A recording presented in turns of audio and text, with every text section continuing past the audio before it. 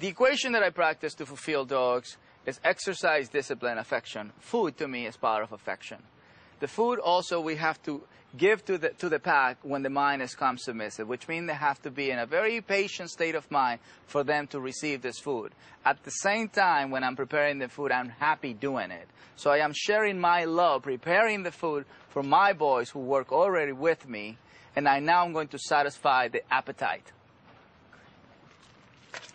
I like to use my hand just because I feel more close to them. You know, my scent is delivered in the food, so they get to smell me in the meal too. You know, I want to be very intimate with them, and I want to be part of every single thing that they can actually do.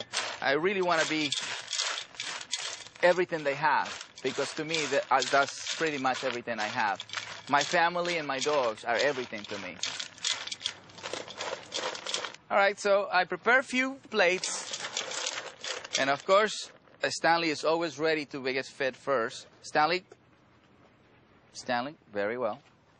So we invite Stanley. We have, hey, Mandy, sit down. Sit down, Mandy. Very good, nice and gentle. Sit down, sit. There you go. Good girl. And then they get the food. Now we have Benjamin. You need to sit down. That's right. Wonderful. Now, this is an exercise. For dogs to eat close to each other is a challenge, right? One thing is they have to finish their meal and then go somewhere else. They can't go and see if somebody else still have some leftovers. That will be a very, very bad fight. So we have to supervise their eating habits.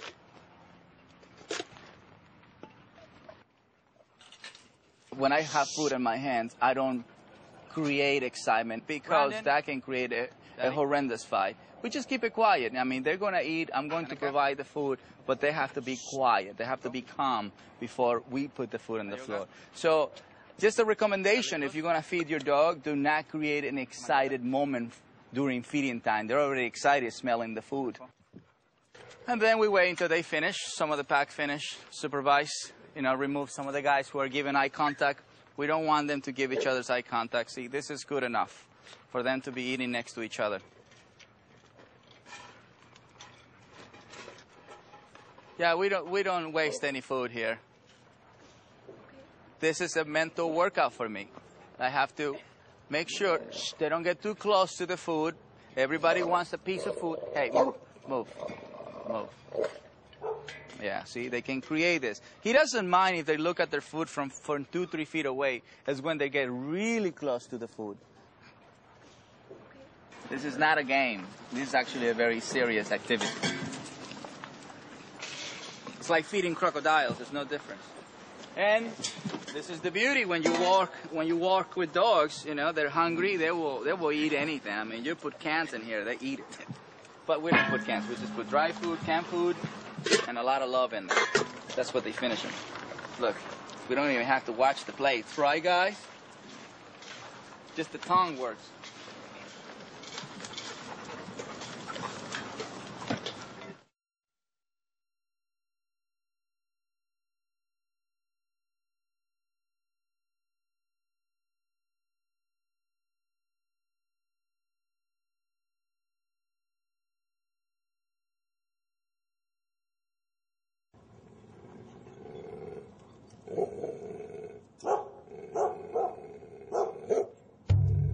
Everybody here has issues. They don't come because they're happy-go-lucky. They're very fearful. They attack dogs. They kill cats. They went after children. They went after humans.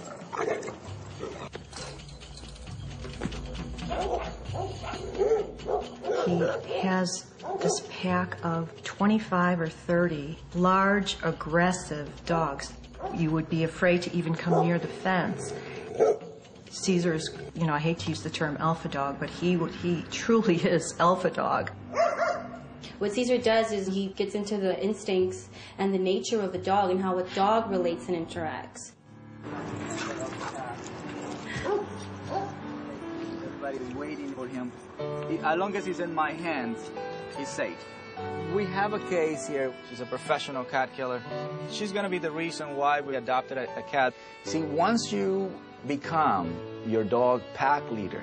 You can bring anything that he might hate or dislike and make him like him. Relax. So what we're doing here is dogs have to submit to a cat. That's the only way they're going to accept him as a pack member.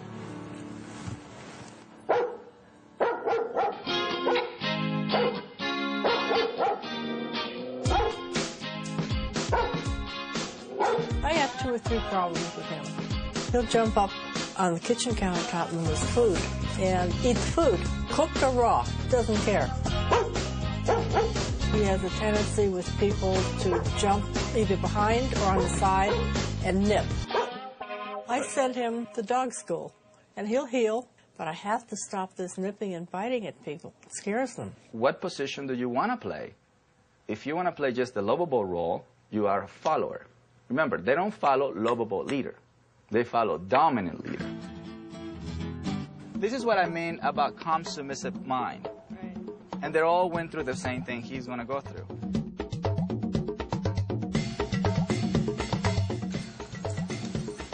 He is uncomfortable around other dogs. He would show aggressive tendencies if a dog was too close to us. He will attack if it's in his personal space. This freaks me out, seeing 30 dogs off leash. I like to bring dogs who the owner said that my dog is very aggressive with dogs. And in my place, allow me to analyze how intense they are in a place where it's under control by me. See, they react to the energy. They don't care if they're pit bulls, Rottweilers, German Shepherds, they don't care. They just react to the energy, how they're being approached. To have him around that many dogs and not even put his hackles up was amazing to me. It's time for the dog whisperer number 2.